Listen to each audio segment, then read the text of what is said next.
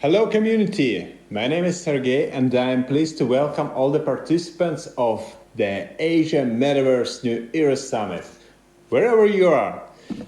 Taking part personally or was obviously more naturally for Metaverse online as me as well.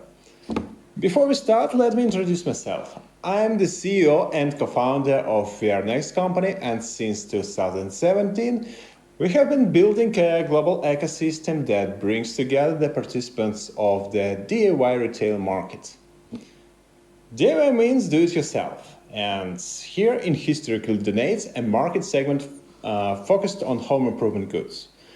Market participants are retailers and customers, actually every one of us, as well as other influencers such as designers, contractors. We also determine such an important segment as the creators in a separate category of participants. We will also talk about them later. And now I would like to share with you our experience of building a digital ecosystem, or Metaverse, for a separately taken, quite a narrow but large enough market which every one of us faces in everyday life. At least until our minds left the physical world. This Metaverse is not an alternative for the physical world of DIY retail, but it is addition and extension, being an organic bridge connecting the physical and digital world, allowing market participants to communicate efficiently, not only through physical interaction, but also virtually. Back in summer 2019, there was a pre-COVID era. I took a part in the largest industrial event, the Global DIY Summit in Dublin, Ireland. Even then, the forecasts about the transformation of the industry were sounded from the high tribunes. Even then, it was understood that it is not enough to have good physical retail anymore. 2019 was characterized by a disruption point, not yet caused by a COVID, but already accompanying it with record-breaking closings of physical stores.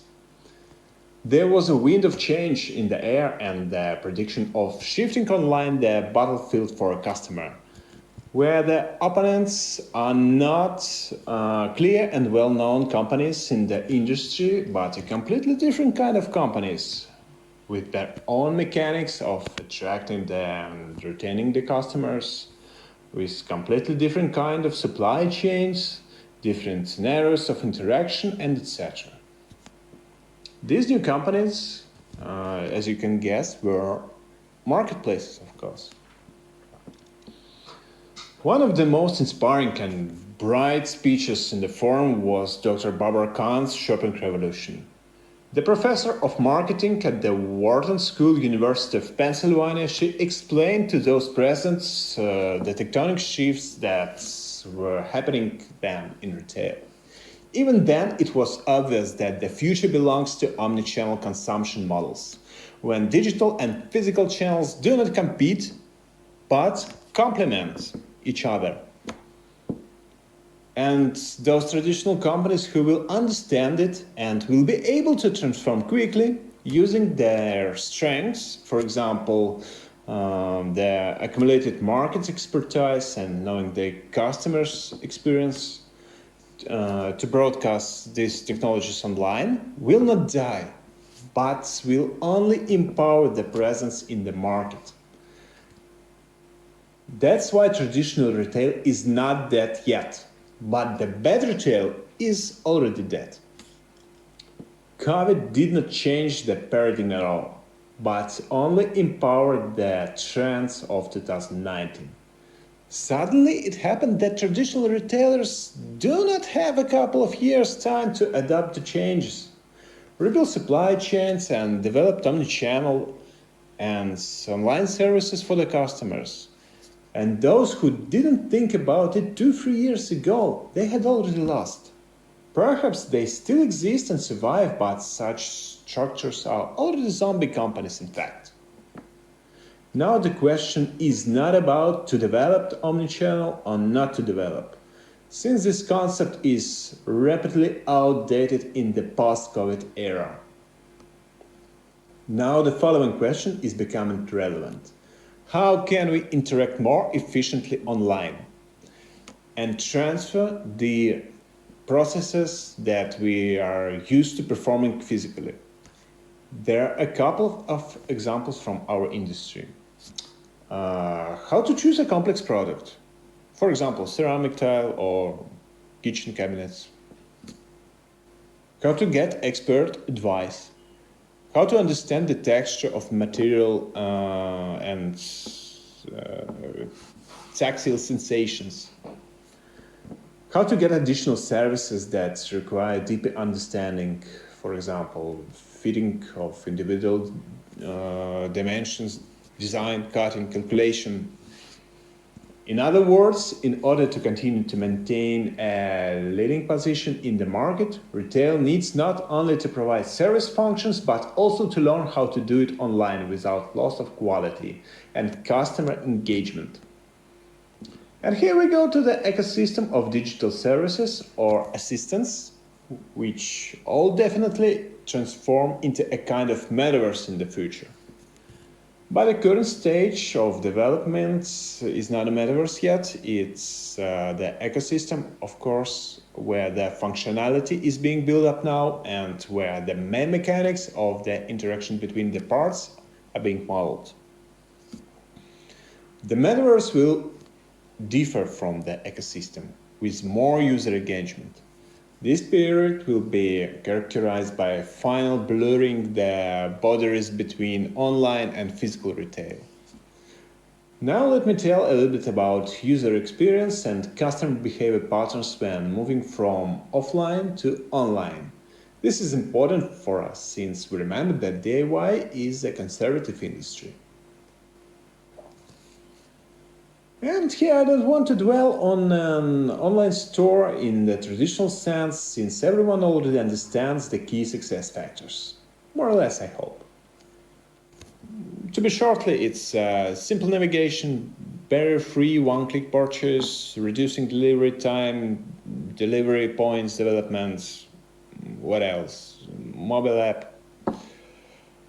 I would like to focus more on the migration of the services functions online because it is impossible to imagine the purchase of complex goods without it. First of all, I'm talking about interior design using the materials presented in the range. How does it work in modern offline? The customer comes to the appropriate department, for example, kitchen department or bathroom department, takes a service ticket, then the store employee invites him to design an area where, according to his size and preferences, the space is being designed using digital copies of store's material. The best shopping experience is supposed to provide customer an opportunity to immersive dive with the help of virtual reality, of course. Right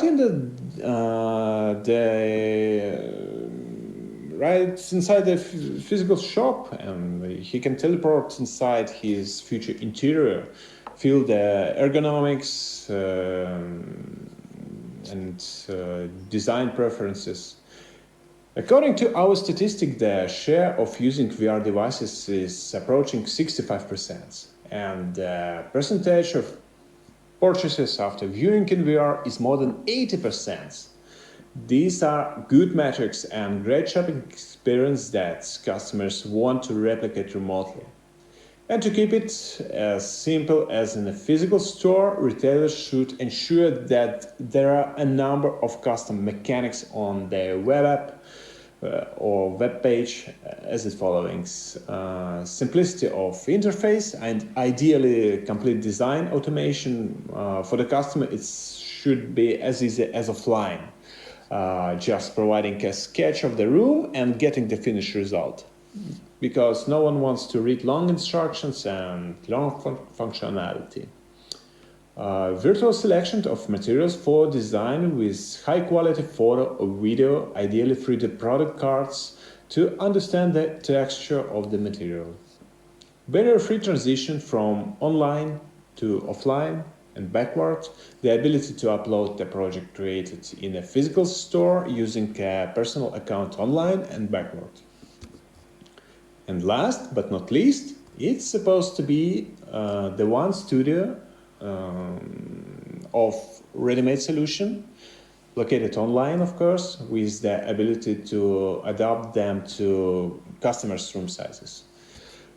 Now, based on online shopping patterns, let's look at the barriers and limitations and how we can overcome them with technology, of course. And the first thing we will face is a barrier-free transition to online. Note that in a physical store, the best experience for designing, rendering, and demonstrating in virtual reality is achieved on a desktop or PC application. Online, we cannot force the customer to download and install the application on the PC. We must use native technologies for the browser when the customer comes to visit the retailer's website, or we must have a mobile application for design, also preferably integrated into the retailer's mobile application or customized according to its requirements. As soon as we talk about browsers, we are immediately faced with their limitations in terms of memory, which doesn't allow us to support heavy 3D scans with light maps. With a mobile application for a modern smartphone, everything is much simpler in terms of displaying graphics. However, there is another problem. Complicated design on a very small screen in the absence of the mouse and full-fledged keyboard with hot buttons. Plus, we remember that customers do not want to design anything on their own, just wish to get the finished result. Everyone's lazy. And here we come to the main limitations of online design services: how to build interactive communication online efficiently, and also how to ensure a unified interaction environment and barrier-free transfer between free platforms: desktop, browser, and mobile app. Finding the right answer to these questions determines the architecture of our product. Since we are dealing with different platforms, the key operation and computing power must be transferred into the cloud. So the heavy rendering processes should be performed on the render nodes, and finishing projects are stored on the server. Access to them should be provided from any device, of course. In this case, we solve several problems at once. First, we provide the same time access to the period from different devices. The operator can create, for example, a project on a desktop application, and the customer can log in from a mobile application or browser and get access to his saved project. Secondly, we give the opportunity to edit the project for several users who have access. Next, we can administrate user access to catalogs and prices of connected retailers. We already know that most customers want just to express their wishes and get the finished result in a physical store. This task is being solved with the help of a manager, even though. It means that we need to add the ability to communicate online remotely and, most importantly, to work on a project at the same time. Right now, this task is being solved by filling out an application form on the website where the customer talks about his preferences, attaches a blueprint, indicates his collection, for example, and receives the finished result. By the way, the result goes directly to his post by a simple link. However, this method of communication is far from being as effective as in the physical store, when the operator and the customer are actually working on a project together and at the same time sitting just next to each other. And here we finally go to the next stage of online transformation, when our ecosystem of services transforms into a metaverse. The customer should be able to communicate with the designer online. That's the statement. see his work in a real time and influence its result. In fact, we are talking about the complete immersion of the customer in the virtual scene of the project together with the designer and the transition to multiple mode, like in a video game. And the foundation for such a multiplayer mode has already been laid in our cloud architecture and in game engine. Now, a serious limitation for the mass disruption of technologies is the insufficient number of VR devices in people's hands. A large proportion of VR content falls in video game, but I believe that the more services of this kind are being developed for everyday life use cases, the more VR devices will spread. Not talking about empowering the devices themselves, of course, reducing the form factor, improving the picture, you know. And now imagine that we have no problem. We live in magic world and we have no problem with user engagement and as a result attracting the stores with their goods, because where there's an audience the business will also go. And we decided now to extend the influence of our metaverse from a specific retailer to the entire DIY market. Sellers post with us their feeds, with their products matrix. Customers choose and use services to connected designers to receive a 3D project with the ability to order the applied goods just in one click. And here we face with another limiting factor, the availability of 3D content or the ability to quickly digitize it, as well as protect its copyrights from illegal use. We should solve this problem with the help of 3D artists. Many manufacturers of goods already have 3D content, but firstly, it's not always suitable for conversion, there is no single format, and secondly, there is still a huge share of small manufacturers who don't have digital copies of their goods. And we must give them the opportunity to present their products within our metaverse as well. To do this, they will be able to contact the creators who will ensure the prompt addition of copies for a reward or using blockchain technology. In particular, we see great prospects to use NFT technology to protect the copyrights of content creators when every applying or sale of the content created within the metaverse can be tracked and the creator is paid a reward for a sale, resale, or every use in a particular project. While we are focusing on traditional methods of monetization, because we remember that we are working in traditional industry and sometimes it's very difficult to convey the prospects of blockchain and NFT to DIY big boxes, big bosses, of course. But with the development of community, we don't exclude the internal currency appearance inside the metaverse powered by blockchain. In particular, users will have the opportunity to pay for the services of designers, and designers will be able to pay a royalty to creators, open access to extended catalog of retailers in their region of presence, as well paying the subscription to render nodes that provide visualization of their projects. Summing up, I want to express my opinion that no one metaverse can be opposed to the physical world now. Since a human is a social being, we'll always need live communication, and we still interact more efficiently offline. For me, it's a pain to capture my speech on a video camera with no chance to receive a feedbacks from you.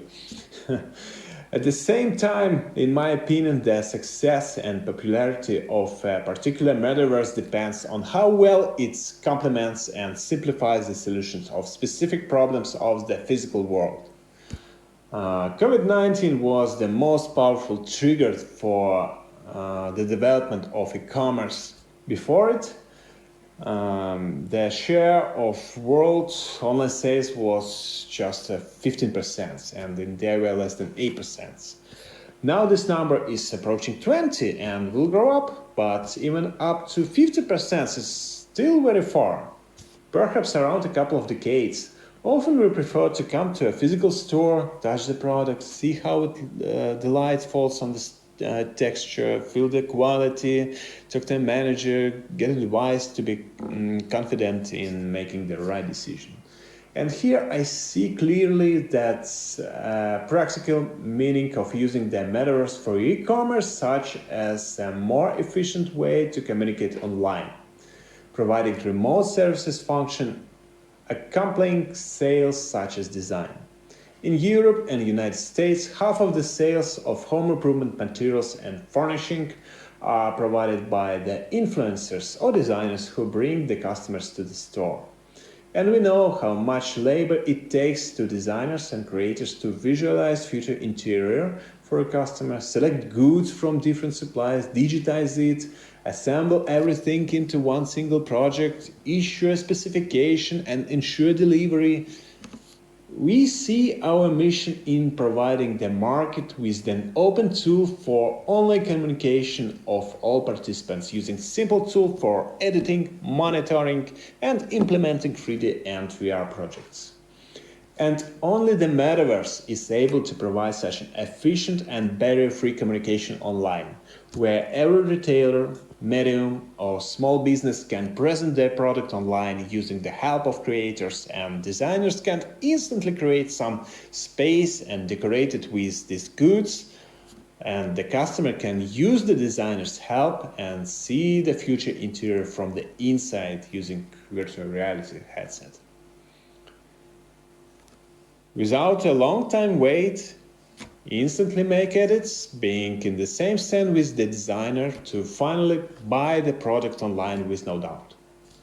Thus, everyone will benefit from reducing time costs, increasing efficiency, and bridging distances and developing creativity. In the end, you can ask me a question. Does the future in e-commerce belong to marketplaces or metaverses? Well, my opinion is that for such an industry as DIY, where every second sale of expensive goods is supported by additional services, online success will be proportional of how deeply the marketplace can be integrated with Metaverse. Thank you for your attention, and build a better digital world, keeping the dreams and desires of inhabitants of the physical one. Thank you.